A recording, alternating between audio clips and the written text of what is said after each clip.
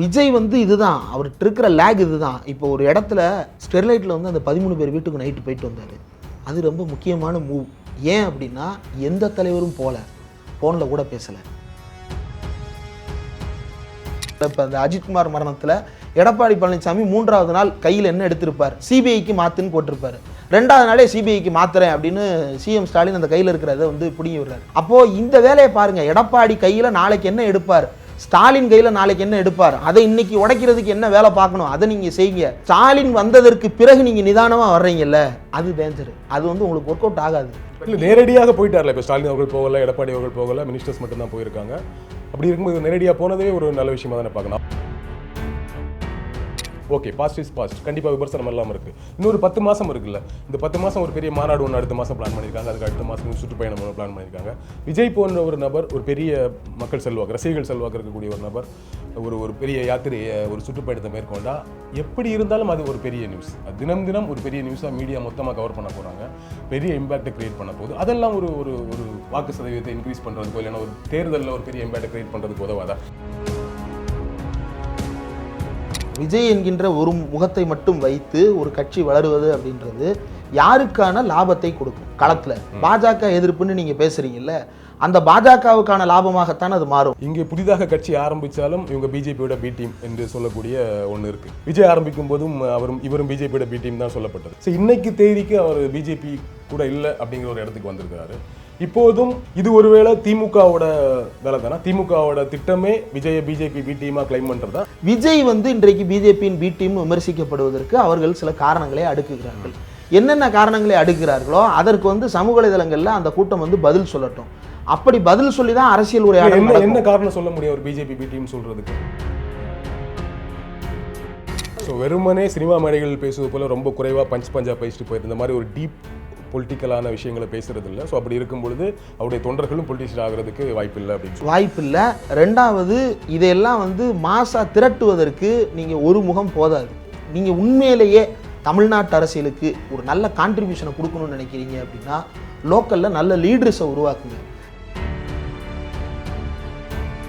நமக்கு இவ்வளோ யோசிக்கிறோம்ல, அப்போ விஜய்க்கு ஒன்று யோசிப்பார்ல. நம்ம களத்துக்கு போகாமல் இருக்கிறோம், அது ஒரு விமர்சனமாக மாறுதுங்கிறத பார்த்துட்டு தான் இருப்பார். ஆனாலும் வராமல் இருக்கார் அப்படின்னா அவர் கிட்டத்தட்ட நீங்கள் சொல்கிற மாதிரி எலெக்ஷனுக்கு 6 மாதத்துக்கு முன்னாடி ஜெயலலிதா பண்ண ஒரு பாலிடிக்ஸ் எடுபடணும், அல்லது என்டிஆர் அவர்கள் கட்சி ஆரம்பித்து 9 மாதத்தில் சிஎம் ஆன ஒரு பாலிடிக்ஸ் இருக்குல்ல, இந்த மாதிரியான விஷயம் எடுபடும்னு நம்புறாரோ? அப்படி யோசிக்கலாமா? உங்களுடைய சிந்தையும் செயலும் முழுக்க நாளைக்கு என்ன செய்ய போகிறோன்றதுல ஓடணும். அப்படி ஓடினா மட்டும்தான் ஒரு அரசியல் தெளிவு உங்களுக்கும் கிடைக்கும், மக்களுக்கும் கிடைக்கும். அதை நீங்கள் செய்யாமல் விட்டீங்கன்னா நீங்கள் இருக்கீங்கன்றதுனால உங்களை விட இன்னும் 2 மடங்கு அதிகமாக திமுக காரன் யோசிப்பான். அவனை விட அதிக திமுக ஒரு முக்கியமான எதிரியாக விஜய் கருது இல்லையா? கருதுதான் செயல்படுறாங்கிறத ஒத்துக்கிறீங்க?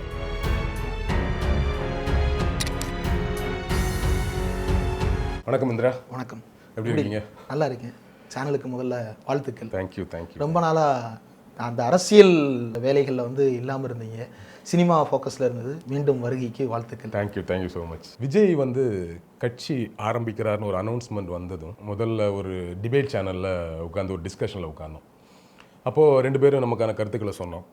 அன்னைக்கு நீங்கள் விஜய் அப்போ பாலிடிக்ஸ் பேசலை, ஜஸ்ட் அனௌன்ஸ்மெண்ட் மட்டும் தான் வந்திருக்கு. அன்னைக்கு நீங்கள் ஒரு சில கருத்துக்கள் சொல்லியிருப்பீங்க, அன்னைக்கு அவரை ஒரு மாதிரி ரிசீவ் பண்ணியிருப்பீங்க. பட் இந்த கட்சி ஆரம்பித்து 1.25 வருஷத்தில் அந்த ரிசீவ் பண்ண விஷயங்களில் என்னென்ன மாற்றங்கள் நிகழ்ந்திருக்கு, இந்த 1.25 வருஷத்தில் அவர்கிட்ட என்னென்ன சேஞ்சஸ் பார்க்குறீங்க, என்ன ப்ளஸ் பார்க்குறீங்க, முதல்ல அதை சொல்லுவோம். அப்போ வந்த புதுசில் வந்து சந்தேகங்களாக பல கேள்விகளை எழுப்பியிருந்தோம். கிடைச்ச தகவல்களை வச்சு அவர் அரசியல் ரீதியாக யாரிடமும் பெரிய அளவுக்கு கருத்து பேசுபவராக வெளிப்பட்டது இல்லை. அதே நேரத்தில் எம்ஜிஆரை போல, விஜயகாந்தை போல பொலிட்டிக்கலாக வந்து அவர் வந்து ஒரு செட்டப் வச்சிருந்தாரா அப்படின்னா அதுவும் இல்லை. மாறாக ஒரு ரஜினியிசம் தான் அவர் வந்து கொண்டு வந்தார் அப்படின்றதான் அன்னைக்கு பேசியிருந்ததுன்னு நினைக்கிறேன். 1 இயர் ஆக போகுது, கிட்டத்தட்ட 1 இயருக்கு மேலே ஆயிடுச்சு.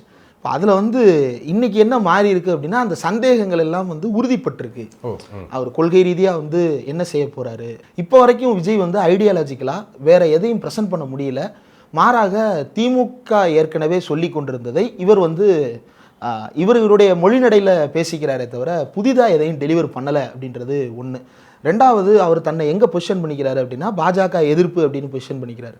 அந்த பாஜக எதிர்ப்பில் நம்பகத்தன்மையை ஏற்படுத்தி கொள்வதற்கு அவர் உழைப்பை செலுத்தி இருக்கிறாரா அப்படின்னா செலுத்தலை. 3வது, கட்டமைப்பாக அவர் ஏற்கனவே ரசிகர் மன்றங்கள் வைத்திருக்கிறார். தமிழ்நாடு முழுக்க வந்து இன்னைக்கு ரஜினிக்கு பிறகு வந்து பெரிய ரசிகர் மன்ற கட்டமைப்பு அப்படின்னா விஜயிடம் தான் இருக்கிறது. அவங்க தொடர்ந்து நலத்திட்ட உதவிகள்லாம் தொடர்ந்து செஞ்சுட்டு இருக்கிறவங்க தான், ஒவ்வொரு தெருவாரியாக செஞ்சுட்டு இருக்கிறவங்க தான். அப்போ அவங்கள வந்து கட்சி கட்டமைப்பாக எப்படி மாற்றிருக்கிறார் அப்படின்னா அதில் நிறைய குறைபாடுகளை பார்க்க முடியுது. கட்சியில் நீண்ட காலமாக உழைத்தவர்கள், நீண்ட காலமாக அப்படின்னா விஜய் வந்து விகடனில் வந்து இந்த மூஞ்சியெல்லாம் நடிக்குமா அப்படின்னு கேட்ட காலத்திலேயே கொந்தளித்து எங்கள் அண்ணன் நடிப்பார் அப்படின்னு சொல்லிட்டு இருந்தவங்களுக்கு இப்போ வயசு 50 ஆயிருச்சு. இப்போ அவங்கெல்லாம் வந்து சைட்லைன்டு, 50 வயசு ஆயிடுச்சு, இனி நீங்கள் ரசிகராக இருக்க தகுதி இல்லை அப்படின்னு சொல்லி விலக்கிட்டு புதிய ரசிகர்களை தேர்வு செஞ்சுருக்கிறாங்க. அப்போ அந்த நபர்களுக்கு கீழே இருந்த கட்டமைப்பெல்லாம் வந்து உதிர்ந்து போயிருக்கு. புதிதாக உருவாக்கப்பட்ட கட்டமைப்பு வந்து மாவட்ட வாரியாகவே இன்னும் முழுமையடையாத நிலையில் மாவட்டத்துக்கு கீழே மாநகரம் இருக்குது, மாநகரத்துக்கு கீழே நகரம், நகரத்துக்கு கீழே ஒன்றியம், ஒன்றியத்துக்கு கீழே பேரூராட்சி, பேரூராட்சிக்கு கீழே ஊராட்சி, ஊராட்சிக்கு கீழே கிளை. இந்த செட்டப்பை வந்து அவங்க கற்றுக்கிறதுக்கே ரொம்ப நாள் ஆகும்னு நினைக்கிறேன். புஷி ஆனந்த் வந்து பல்வேறு இடங்களுக்கு ட்ராவல் பண்ணுறது போல் நம்ம பார்த்தாலும் கூட பலரும் சொல்வது என்னென்னா அவரை தாண்டி எதையுமே செய்ய முடியாது கட்சிக்குள்ளே, முழுமையான நிர்வாகிகளையும் அவர் தான் கைக்குள்ளே வச்சுருக்கிறாரு. அண்ணனை வந்து மீட் பண்ணவே முடியாது, இவரை மீட் பண்ண முடியுமானா இவரை மீட் பண்ண முடியாது, அவர் யாரை சந்திக்க நினைக்கிறாரோ அவங்களுக்கு மட்டும்தான் என்ட்ரி கிடைக்குது அப்படின்ற குறைபாடுகள் வருது. நாலாவதாக திமுக எதிர்ப்பு அப்படின்றதுல பழைய அதிமுக டெம்ப்ளேட், அதிமுகவினுடைய ஓல்டு டெம்ப்ளேட் என்ன அப்படின்னா அது ஒரு ஜென்ரேட்டர் அதிமுக. அந்த ஜென்ரேட்டரை போடக்கூடிய ஒரே சாவி வந்து கலைஞர் எதிர்ப்பு அப்படின்ற அந்த சாவி. கலைஞர் இறந்த பிறகு அந்த சாவி பொருந்தலை. ஸ்டாலின் எதிர்ப்புன்ற சாவியை பொருத்துறதுக்கு எடப்பாடி வந்து ரொம்ப போராடுறாரு. இப்போ ஸ்டாலின் வந்து அந்த ஸ்டாலின் எதிர்ப்பு ஜென்ரேட்டர்னு ஒரு புதிய ஜென்ரேட்டர் உருவாக்கி அதில் அந்த கீயை போட முயற்சி பண்ணிட்டு இருக்கிறாரு. இதில் ஆதரவு தளம் அப்படின்றது எங்கே இருக்குது அப்படின்னா பாஜக எதிர்ப்பு அப்படின்றதுல வந்து எந்த விதமான கொள்கை புரிதலும் இல்லாத, பாஜகவே எதிர்க்க யார் வந்தால் என்னப்பா அப்படின்ற பேசிக்கான அண்டர்ஸ்டாண்டிங்கில் இருக்கிற ஒரு சிலர், அப்புறம் புதிய வாக்காளர்களாக ஒவ்வொரு முறையும் களத்திற்கு வருகின்ற ஒரு சிலர். அதிமுக பொதுவாக திமுகவை பிடிக்கல அப்படின்னா ஒரே ஆப்ஷன் அதிமுக தான், பிஜேபிக்கோ அல்லது நாத்தாக்காவுக்கோ போகாமல் இது இல்லைனா இது அப்படின்ற அந்த பைனரியிலே பழக்கப்பட்ட ஒரு குரூப்பில் வந்து ஏடிஎம்கேட்ட பாஜக ஏடிஎம்கே கூட்டணியால் அதிருப்தியான ஒரு குரூப் வந்து வெளியே இருக்குது. அப்போ இதுதான் வந்து அவருடைய ஆதரவு தளம். இதிலிருந்து வளருவதற்கான இடம் இருக்கிறதா அப்படின்னா இதுவே வந்து ஒரு புதை மணலாக தான் இருக்குது. இந்த புதை மணலுக்கு மேலே அவர் என்ன பீடத்தை கட்டினாலும் அது புதைஞ்சிக்கிட்டே இருக்குது. ஸோ இப்படி தான் இந்த 1.25 வருஷத்தில் நீங்கள் இப்படி தான் கணிக்கிறீங்க? ஆமாம், புதிதாக எந்த ஆரோக்கியமான விவாதத்தையும் தமிழ்நாடு அரசியல் களத்தில் அவர் ஏற்படுத்தலைன்னு நினைக்கிறேன். நான் வந்து நீங்கள் சொன்ன மாதிரி அந்த டிபேட்டில் பேசும்பொழுது நான் சொன்னது இங்கே கொள்கைக்கான வெற்றிடம் இல்லை. அப்போ புதுசாக கட்சி விஜயா இருந்தாலும் யாராக இருந்தாலும் புதுசாக ஒருத்தருக்கு கட்சி ஆரம்பிக்கும் பொழுது புதுசாக என்ன கொள்கையை சொல்ல போகிறீங்கிற ஒரு கேள்வி இருக்குது. ஏற்கனவே இருக்க கொள்கையை கொஞ்சம் அப்டேட்டட் வெர்ஷனாக சொல்லலாம்.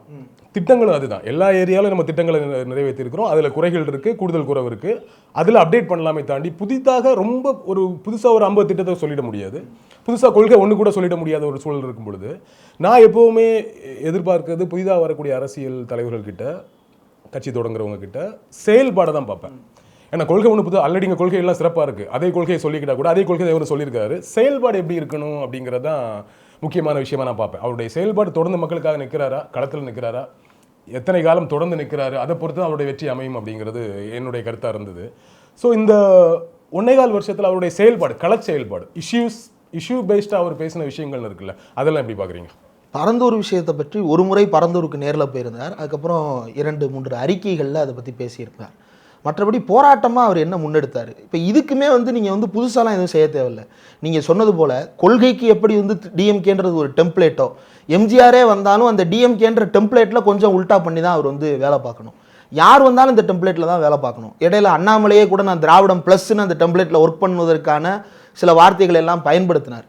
இப்போ விஜயும் அதே டெம்ப்ளேட் தான் கொள்கையில், ஆனால் செயல்பாட்டிலையும் திமுக தான் டெம்ப்ளேட்டு. எப்போன்னா 1949 67 வரைக்கும் திமுக என்ன செஞ்சதோ அதுதான் டெம்ப்ளேட்டு. நீங்கள் வீட்டுக்குள்ளே உட்காந்து அறிக்கை எழுதலாம் அல்லது வந்து என்னன்னாலும் செய்யலாம். பெரியார் என்ன செஞ்சார்? அவர் பத்திரிக்கை தான் ஆரம்பித்தார். அவர் முதல்ல கட்சி ஆரம்பிக்கலை, இயக்கம் ஆரம்பிக்கலை, பத்திரிக்கை ஆரம்பித்து அது இயல்பாக இயக்கமாகவே டெவலப் ஆயிடுச்சு. அப்போ அவரே என்ன எழுதுறாரு அப்படின்னா, எழுதுறது பத்தாது, பேச வேண்டியது இருக்குது, ஊருக்கு போய் இதை பரப்புரை செய்ய வேண்டியது இருக்குது, இதுக்காக மக்களை திரட்ட வேண்டியது இருக்குது, அப்போ தான் நம்ம வந்து இன்னும் திறமடைய முடியும் அப்படின்னு சொல்லிட்டு பெரியார் சொல்கிறார். அண்ணா வந்து அதே டெம்ப்ளேட்டில் தான் வர்றாரு.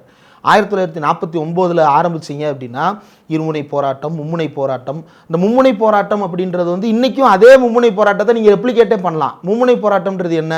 1, கள்ளக்குடியை வந்து டால்மியாபுரம் என்று பெயர் மாற்ற விடாமல் தடுப்பது. 2வது நேருவுக்கு வந்து கருப்பு கொடி காட்டுவது. 3வது புதிய கல்விக் கொள்கைக்கு எதிரான போராட்டம், அன்றைக்கு குலக்கல்வி திட்டம். இது இன்றைக்கும் அப்படியே இருக்குல்ல. மோடிக்கு எதிரான கருப்பு கொடி, தமிழ்நாட்டை வந்து தமிழகம்னு சொல்கிறது, இந்தியாவை வந்து பாரதம்னு சொல்கிறது, இந்த டெம்ப்ளேட்டு. அதற்கு பிறகு புதிய கல்விக் கொள்கை, அதே புதிய கல்விக் கொள்கை. இதை ரிப்ளிகேட் பண்ணி இதை ப்ரொசீட் பண்ணலாம். டிஎம்கே அதை செய்து, இதை ஏடிஎம்கே செய்யலைன்றது தான் அவங்கள்ட்ட இருக்கிற மைனஸ். அப்போ விஜய் அதை செய்கிறாரா?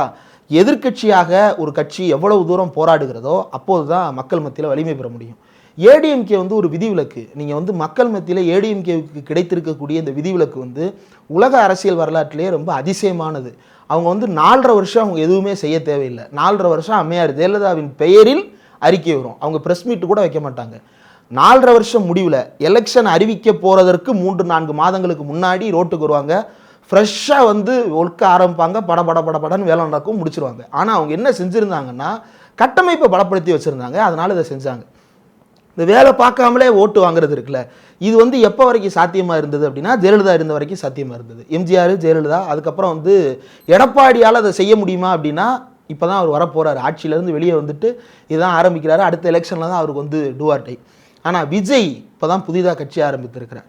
எவ்வளோ விஷயங்களுக்கு போராட்டம் நடத்தியிருக்கலாம். பார்க்கும்போதே அவருக்கு வந்து இளைஞர் ஆதரவு தனக்குத்தான் இருக்குன்றத கிளைம் பண்ணிக்கிறாங்களே, அதை ப்ரூவ் பண்ணுறதுக்கு பல வழிகள் இருக்குது. நீட்டுக்கு பிரச்சனைன்னு சொல்கிறீங்கல்ல, நீங்கள் கூப்பிட்டீங்க அப்படின்னா எல்லா மாவட்டத்தில் இருந்தும் பெற்றோர் சகிதமாக குழந்தைகள் வந்து உங்கள்கிட்ட விருது வாங்குறதுக்கு வர்றாங்க. அவங்கள போராட்டத்துக்கு கூப்பிடுங்க, ஒரு போராட்டத்தை ஆர்கனைஸ் பண்ணுங்கள்.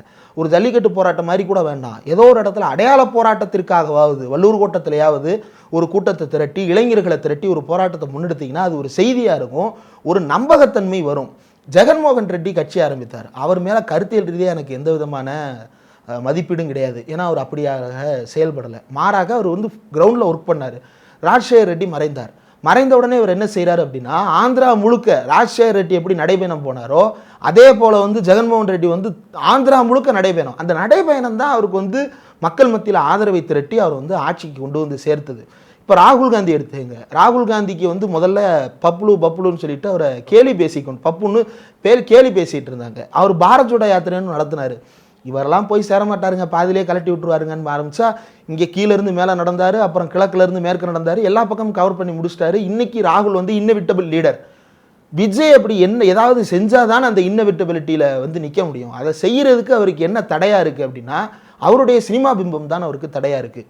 ஒரு உதாரணம் வந்து அவர் வந்து மழை வெள்ளத்துக்கு கொடுத்த நிவாரணம். மழை வெள்ளத்துக்கு நிவாரணம் கொடுக்கறது அப்படின்னா நீங்கள் ஒரே ஒரு நாள் ஒரு வேட்டியை மடித்து கட்டிட்டு அந்த கிரவுண்டில் நின்றுருந்தீங்க அப்படின்னா அந்த இமேஜ் பேசுகிற அரசியல் வந்து காலகாலத்துக்கு நிற்கும். ஒரு வெள்ளத்துக்கு வந்திருந்தா கரெக்ட். இப்போ இந்த மாதிரியான போராட்டங்களில் களத்தில் வரல, இன்னும் இப்போ உட்காந்து பால்கனி அரசியலை பண்ணிட்டு இருக்காருக்கு தான் அவர் மேலே வைக்கக்கூடிய பெரிய விமர்சனமாக இருக்குது. பட் ஒரு சிக்கலையும் பார்க்குறோம். அவரோட இமேஜ் களத்துக்கு வந்தால் வரக்கூடிய கூட்டம், அந்த க்ரௌடு, அதெல்லாம் ஹேண்டில் பண்ண வேண்டியது இருக்குது. நமக்கு இவ்வளோ யோசிக்கிறோம்ல, அப்போ விஜய்க்கு ஒன்று யோசிப்பார்ல, நம்ம களத்துக்கு போகாமல் இருக்கிறோம், அது ஒரு விமர்சனமாக மாறுதுங்கிறத பார்த்துட்டு தான் இருப்பார். ஆனாலும் வராமல் இருக்கார் அப்படின்னா அவர் கிட்டத்தட்ட நீங்கள் சொல்கிற மாதிரி எலெக்ஷனுக்கு 6 மாதத்துக்கு முன்னாடி ஜெயலலிதா பண்ண ஒரு பாலிடிக்ஸ் எடுபடணும், அல்லது என்டிஆர் அவர்கள் கட்சி ஆரம்பித்து 9 மாதத்தில் சிஎம் ஆன ஒரு பாலிடிக்ஸ் இருக்குல்ல, இந்த மாதிரியான விஷயம் எடுபடும்னு நம்புறாரோ? அப்படி யோசிக்கலாம். அது கிரைசிஸ்ல இருந்து அது எடுபடலாம். இப்போ என்டிஆர் வர்றாரு அப்படின்னா அது ஒரு பெரிய கிரைசிஸ் அவங்க வச்சிருந்தாங்க. அந்த கிரைசிஸ் வந்து ஒரு லீடரை எவால்வ் பண்றது வேற. இங்கே அப்படி கிரைசிஸ் நீங்க காட்ட முடியாது. தமிழ்நாட்டில் பிஜேபிக்கு எதிர்ப்பு அரசியல் அப்படின்றது ஒரு பக்கம் இருந்தாலும் தமிழ்நாட்டு மக்கள் தமிழ்நாட்டுக்கு உள்ளுக்குள்ள வாழ்வதில் வந்து நீங்க கிரைசிஸா எதையுமே வந்து பிளேஸ் பண்ண முடியல. அப்போ விஜய் எந்த கிரைசிஸ்ல இருந்து லீடரா எவால்வ் ஆவார்? இல்லை, கிரைசிஸ் ஒரு பக்கம். இன்னொன்று வந்து இப்போ நம்ம இவ்வளோ விஷயம் பேசுகிறோம்ல, கொள்கை ரீதியாக புதுசாக சொல்ல முடியல, திட்டங்கள் புதுசாக சொல்ல முடியாது, களத்தில் செயல்பாடு இல்லை, இவ்வளோ உதாரணங்கள் சொன்னால் கூட இது எதுவுமே இல்லாமல் ஜென்ரலாக விஜய் அப்படிங்கிற ஒரு பிம்பத்துக்கு இருக்கக்கூடிய ஒரு மாஸ் இருக்குல்ல, அந்த மாஸ் வேல்யூ ஒரு வேலையை செய்யும், ஒரு இம்பாக்டை செய்யும். அந்த இம்பாக்டோட பெர்சன்டேஜ் எவ்வளோன்னு தான் பார்க்கணும் இல்லையா? மினிமமாக ஒரு பெர்சன்டேஜ் அவருக்கு இருக்குது அப்படிங்கிறத நம்ம ஒத்துக்கிட்டு தான் ஆகணும். அந்த பெர்சன்டேஜ் அதிகமாகிறதுக்கான வேலையை இதுக்கப்புறம் இருக்கக்கூடிய ஒரு 10 மாதத்தில் செஞ்சால் போதாதா? யாருடைய லாபத்திற்காக இப்போ இந்த பெர்சன்டேஜ் ரைஸ் பண்ணுறது? நீங்கள் ஆட்சிக்கு வருவது தான் உங்களுடைய வேலை அப்படின்னா ஜனநாயகன் ப்ரமோஷனுக்காக காத்திருக்க வேண்டிய அவசியம் இல்லை. அந்த கட்சியினுடைய கொள்கை பரப்பு பொதுச் செயலாளர், ஏன்னா கொள்கை பரப்பு செயலாளர் ஒருத்தர் இருக்கிறாரு, கொள்கை பரப்பு பொதுச் செயலாளர் என்ன சொல்கிறாருன்னா ஜனநாயகன் ஷூட்டிங்கில் இருக்கிறாரு அப்படின்னு சொல்கிறாரு. எப்போ அஜித்குமார் மேட்ரு வரும்போது ஜனநாயகன் ஷூட்டிங்கில் இருக்கிறாருன்றாரு. இப்போ இதெல்லாம் வெளியே பேசலாமா? இப்படி சொல்லலாமா? முதல்ல. ரெண்டாவது, விஜய்க்கு இது தெரியாதா அப்படின்னா விஜய் சரியாகத்தான் வழி நடத்தப்படுகிறாரா? எல்லா தலைவருமே இன்பில்ட்டாகவே வந்து மக்களுடைய மனசாட்சியை உட்கார்ந்த இடத்துல புரிஞ்சுக்கிறது அப்படின்றது வந்து சாத்தியப்படாது. அவங்களுக்குன்னு தலகர்த்தர்கள் இருப்பாங்க, அவங்க வந்து அந்த தலைவருக்கு செய்தியை கொண்டு வந்து சேர்ப்பாங்க. உதாரணத்திற்கு இப்போ திமுகலையும் அதிமுகலையும் இந்த எலெக்ஷனில் யார் ஜெயிப்பான்றது தலைமை கழகத்துக்கு தெரியாமல் இருக்கலாம், ஆனால் அந்த பகுதி செயலாளருக்கு தெரியும் இந்த வார்டு இன்னைக்கு நம்ம கையில், இந்த வார்டு இந்த தடவை நம்ம கையில் கிடையாது சார் அப்படின்னு சொல்லிட்டு பகுதி செயலாளர். இப்போ ஏன் ஸ்டாலின் வந்து 234 தொகுதியில் இருக்கக்கூடிய நிர்வாகிகளையும் கூப்பிட்டு நீங்கள் வாங்க, உங்களுக்கு என்ன பிரச்சனையோ அதை சொல்லுங்கள், கள நிலவரத்தை என்கிட்ட சொல்லுங்கன்னு ஏன் 234 தொகுதி கூட்டம் நடத்துறாரு? அந்த பகுதி செயலாளருடைய ரிப்போர்ட்டை அவர் வாங்கணும். இன்டெலிஜென்ஸ் ஒரு ரிப்போர்ட் கொடுக்குது. அப்போ இது ரெண்டையும் வந்து அவர் வெரிஃபை பண்ணிட்டு கட்சியோட செயல்பாட்டை திட்டமிட போறாரு. நீங்கள் வந்து உங்களை சந்திக்கிறதுக்கு கட்சி நிர்வாகிகளுக்கு தடை இருக்கிறது. உங்கள் வீட்டுக்குள்ளே அனுமதிக்கப்பட்டது யார் யார் அப்படின்னா, உங்களுடைய ஆடிட்டர் ஆகிய பொருளாளர், உங்களுடைய பொதுச் செயலாளர், உங்களுடைய தேர்தல் மேலாண்மை குழு செயலாளர், இந்த 3 பேர் தான் உங்களுடைய வீட்டுக்குள்ள அனுமதி. அப்புறம் ஜான் ஆரோக்கியசாமி, அவர் பொறுப்பில் இல்லை, ஸ்ட்ராட்டஜிஸ்டாக கூட இருக்கிறார். இந்த 4 பேர் உங்களுக்கு சரியான செய்திகளைத்தான் கொண்டு போய் சேர்க்கிறார்களா? இப்போ ஒன்றும் இல்லை, ஆதவர்ஜுனா வந்து சமீபத்தில் ஒரு பேட்டியில் சொல்கிறாரு, திமுகலேருந்து 50% எங்களுக்கு வந்துடும், ஏடிஎம்கேலேருந்து 50% எங்களுக்கு வந்துடும். இப்போ இது வந்து வாய்க்கணக்கு. திமுகலேருந்து 50% இங்கே வரும்னா திமுகவுக்கு 35% வாக்கு வங்கி இருக்குது. இது 35லேருந்து ஒரு 15% வரப்போகுதுன்னா எப்படி வரும்? அவன் யார்? அவன் ஏன் இங்கே வரணும்? 15% இளைஞர்கள்னு சொல்ல போகிறீங்கன்னா அப்போ ஏற்கனவே 15% திமுகவில் தான் இருக்கிறான்றதை நீங்கள் ஒத்துக்கிறீங்களா? அப்போ வருவதற்கு நீங்கள் என்ன வேலை பார்த்துருக்கீங்க? ஏன் வரணும்? இவ்வளவு கேள்விகள் இருக்குது. அப்படி வர்றவன் ஏன் எலெக்ஷனில் ஓட்டு போட வரை காத்திருக்கணும்? திமுகவினுடைய அடிப்படையான ஓட் பேங்க்கும் ஏடிஎம்கேனுடைய அடிப்படையான ஓட் பேங்க் உங்களுடைய நிர்வாக கட்டமைப்பு, அந்த கட்டமைப்பே 25% வாக்கு வங்கி. அதுலேருந்து எத்தனை பேர் இங்கே வந்திருக்கிறாங்க? ரிட்டையர்டு பொலிட்டீஷியன்ஸ் ஒரு 4 பேரை சேர்த்துட்டு முன்னாள் எம்எல்ஏக்கள் எம்பிக்கள் கட்சிக்கு வந்துட்டாங்கன்னு சொல்கிறதுலாம் வந்து கிரவுண்டில் என்றைக்குமே எடுபடாது. ஏன்னா அவங்க கிரவுண்டில் இல்லாமல் தான் ரிட்டையர் ஆனாங்க. கிரவுண்டில் இருந்திருந்தால் அவங்க 90 வயசு ஆனாலும் பொறுப்பில் இருந்திருப்பாங்க. பொறுப்பில் இல்லாமல் கட்சிகளில் ஓரங்கட்டப்பட்டது காரணம் அவங்க கிரவுண்டில் இல்லைன்றது தான். அப்போது இவங்களெல்லாம் கட்சியில் சேர்த்து வச்சுருக்கீங்க. அப்போது உங்களுக்கு கொடுக்கப்படுகின்றது எல்லாமே வந்து ரிப்போர்ட்டு, பொய் வேலைகள், ஏமாற்று வேலைகள், புரட்டுக்கள். ஜெயலலிதாவுக்கும் இதே போல் ப்ரெசென்ட் பண்ணுவாங்க. ஆனால் ஜெயலலிதா வந்து எம்ஜிஆர் இருந்தபோது ஆரம்பித்த இடம் எங்கன்றது ரொம்ப முக்கியம். அவர் ஆரம்பித்த இடம் எது அப்படின்னா, சத்துணவு திட்டத்திற்கான கொள்கை பரப்பு செயலாளராக அவங்க வந்து 234 அன்னைக்கு இருந்த 234 தொகுதியிலையும் அவங்க போய் கிரவுண்ட் லெவலில் ஒர்க் பண்ணியிருக்கிறாங்க. அவங்களுக்கு கனெக்ட் இருந்துச்சு. எங்கே இருந்துச்சு? அதிமுகவினுடைய ஆண்டிப்பட்டின்ற நகரத்தில் இருக்கக்கூடிய ஒரு வார்டு செயலாளர் வரைக்கும் அந்த அம்மாவுக்கு வந்து கனெக்டில் இருந்தாங்க. ஷீ நோஸ், அவங்களுக்கு கீழிருந்து தகவல் வரும், அதை அவங்க வெரிஃபை பண்ண முடியும். இன்னொன்று சசிகலா இருந்தாங்க அப்படின்னா சசிகலா மூலமாக இதை வெரிஃபை பண்ணாங்க. உங்களுக்கு யார் அதை வெரிஃபை பண்ணி சொல்கிறா? உங்கள் கட்டமைப்பு முதல்ல முழுமையடைந்ததா இல்லையான்றதை பற்றின ரிப்போர்ட்டே உங்கள் கையில் முழுமையாக இல்லை. இல்லை, பொதுவாகவே புதிதாக ஆரம்பிச்சிருக்க கட்சி இப்போ திமுக அதிமுகவோட கட்டமைப்போட நம்ம கம்பேர் பண்ண வேண்டியது இல்லைன்னு நினைக்கிறேன். அவங்க ஆரம்ப கட்டத்தில் இருக்கிறாங்க. ஒரு காலம் ஆகும். முதல் எலெக்ஷன்லேயே அவ்வளோ பெரிய ஸ்ட்ராங்கான கட்டமைப்போட எலெக்ஷன் வந்து பேஸ் பண்ண முடியாதுங்கிறது ஒன்று இருக்குது. அது அட்லீஸ்ட் அந்த பணியை செய்கிறாங்கன்னு வச்சுக்கோங்களேன். இன்னொன்று, நம்ம இவ்வளோ நேரம் பேசுனது இது வரைக்கும் அவருடைய செயல்பாடுகளை வச்சு கணிச்சிட்டு இருக்கிறோம். நான் எப்படி யோசிக்கிறேன்னா, ஓகே, பாஸ்ட் இஸ் பாஸ்ட், கண்டிப்பாக விமர்சனம் எல்லாம் இருக்குது. இன்னொரு 10 மாதம் இருக்குல்ல, இந்த 10 மாதம் ஒரு பெரிய மாநாடு ஒன்று அடுத்த மாதம் பிளான் பண்ணியிருக்காங்க. அதுக்கு அடுத்த மாதம் சுற்றுப்பயணம் ஒன்று பிளான் பண்ணியிருக்காங்க. விஜய் போன்ற ஒரு நபர், ஒரு பெரிய மக்கள் செல்வாக்கு, ரசிகர்கள் செல்வாக்கு இருக்கக்கூடிய ஒரு நபர் ஒரு பெரிய யாத்திரையை, ஒரு சுற்றுப்பயணத்தை மேற்கொண்டா எப்படி இருந்தாலும் அது ஒரு பெரிய நியூஸ். அது தினம் தினம் ஒரு பெரிய நியூஸாக மீடியா மொத்தமாக கவர் பண்ண போகிறாங்க. பெரிய இம்பேக்டை கிரியேட் பண்ண போகுது. அதெல்லாம் ஒரு வாக்கு சதவீதத்தை இன்க்ரீஸ் பண்ணுறதுக்கோ இல்லைன்னா ஒரு தேர்தலில் ஒரு பெரிய இம்பேக்டை கிரியேட் பண்ணுறதுக்கு உதவாதா? இதுக்கப்புறம் இருக்க செயல்பாடுகள், வீரியமான செயல்பாடு இருக்கிற பட்சத்தில் இது எப்போ கன்சாலிடேட்டடாக மாறும் அப்படின்னா, உங்களுடைய வேலை வந்து ஒருத்தரின் மீதான நம்பிக்கையை உருவாக்க வேண்டும். அந்த நம்பிக்கைக்குரிய முகங்கள் வேண்டும். இப்போ 234 தொகுதியிலையும் வந்து நீங்கள் போட்டியிட முடியாது.